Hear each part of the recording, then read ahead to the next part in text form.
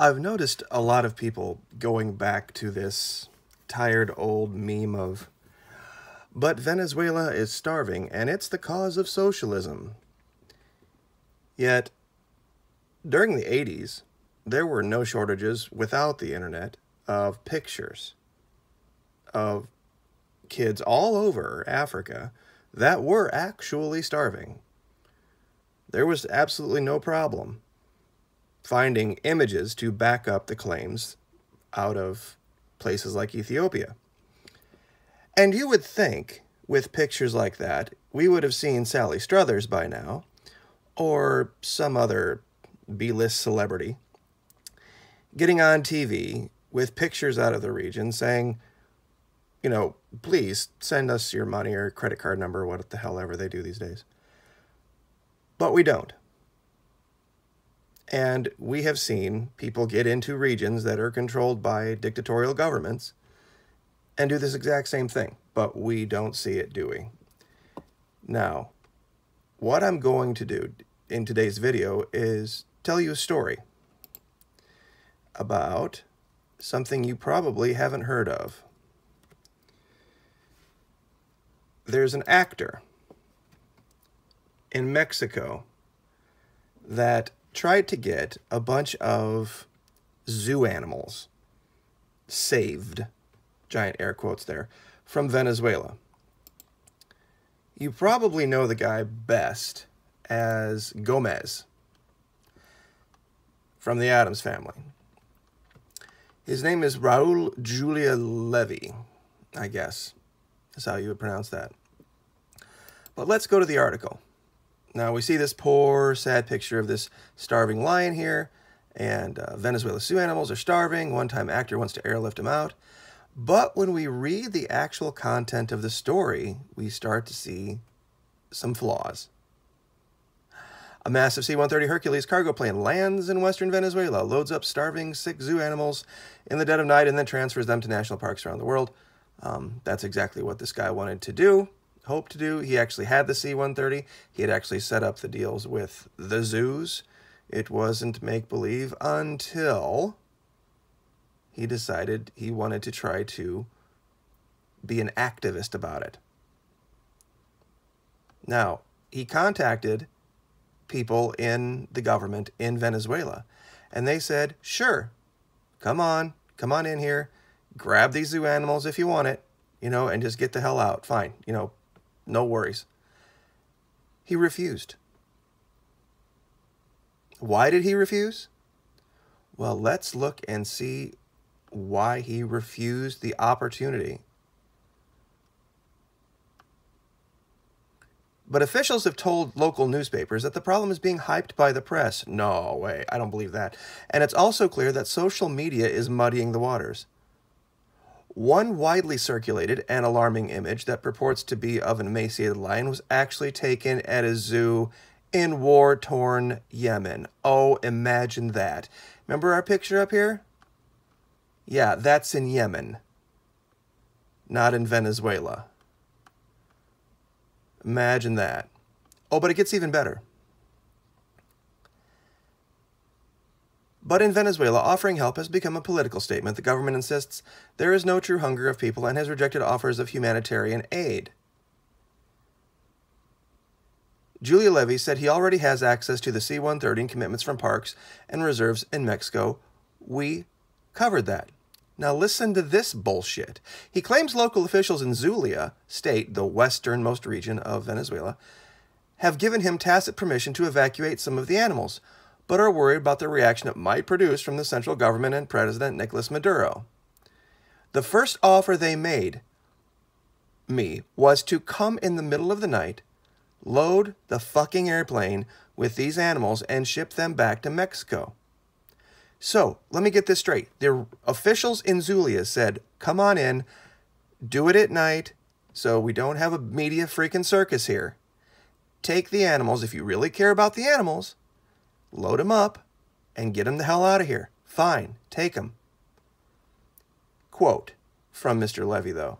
But that's not the way you do things. That's not the way you show your activism and commitment to the world. That's the most bizarre way to do things. So let me get this straight. You had the opportunity to save these 100 or so animals, allegedly. You had the plane. You had the commitments from the zoos around the world. But because you couldn't get your photo op, you decided to let them starve? What a great idea. Wow.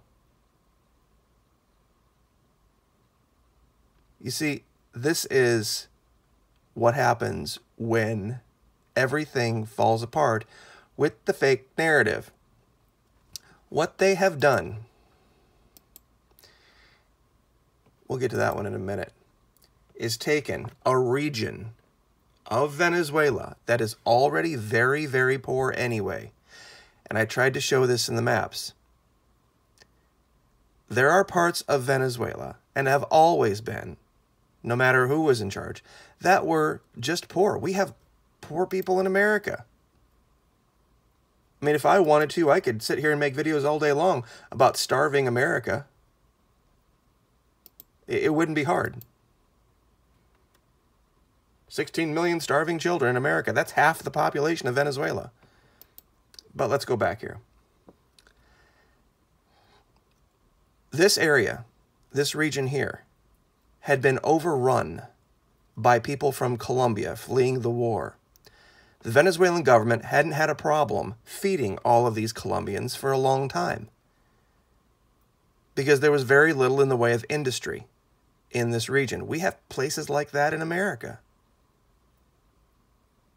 It's just part and parcel of having a diverse country. A lot of these people were natives, and they weren't living high on the hog to begin with. So when the U.S. decided to crater the income base of Venezuela in 1 year, they had planned for, I mean, if you had planned for in your life to have an income of, let's say, $50,000 a year, and you had made all sorts of plans and commitments for payments and a lifestyle that was equivalent to whatever $50,000 a year was, and then all of a sudden, overnight, you go to work one day and your boss says, yeah, we're going to start paying you $25,000 a year. You think you're going to default on your car? I mean, what if you had had commitments to purchase all of your, and if you did this in your life like they do in countries, purchase your groceries a year ahead of time. And you would get your groceries delivered every month, let's say, based on your ability to pay a certain delivery company so much. And then all of a sudden you couldn't make those payments anymore, because a plan you had made based on things that had gone a certain way for basically all of history completely collapses and falls apart. That's what happened in Venezuela. Nothing to do with socialism. Straight up has to do with money. The value of it cratering based on a coordinated strike by the United States, period. And by the way, 5 million, which would represent 20% of the population of Venezuela, in Colombia are malnourished or starving. And this country gets $500 million of aid a year. If someone can explain that to me, I would love to hear it. All of you folks out there that love to yammer on about socialism, if U.S.-based economic principles are so freaking fantastic, like they practice in Colombia, can somebody tell me why they have 5 million malnourished or starving people, even though we send them $500 million a year in aid? How does that work?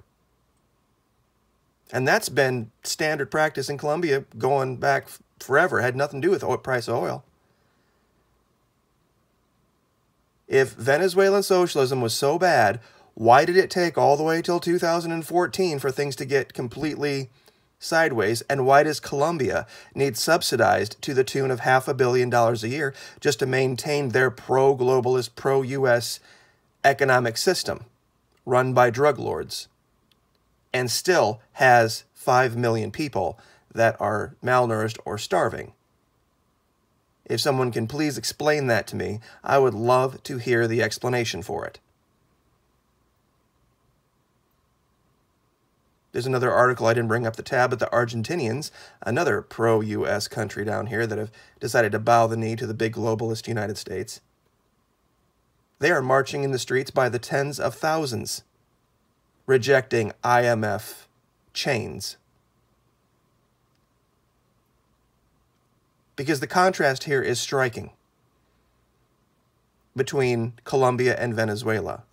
This country over here, completely subsidized billions and billions of dollars over the last decades, and still is always on the edge of falling apart completely.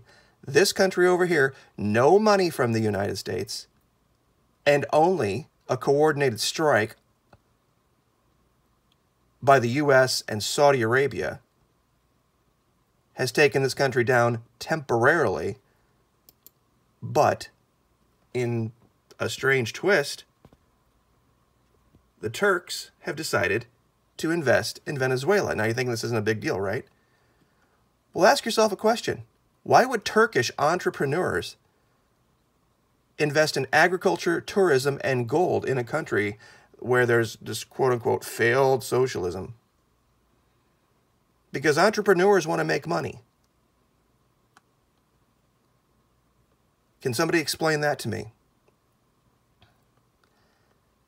Why Italy, Russia, China, India, and Turkey are dumping vast amounts of money into this country if it's such a failed state. So, we'll leave it there. Like, share, subscribe.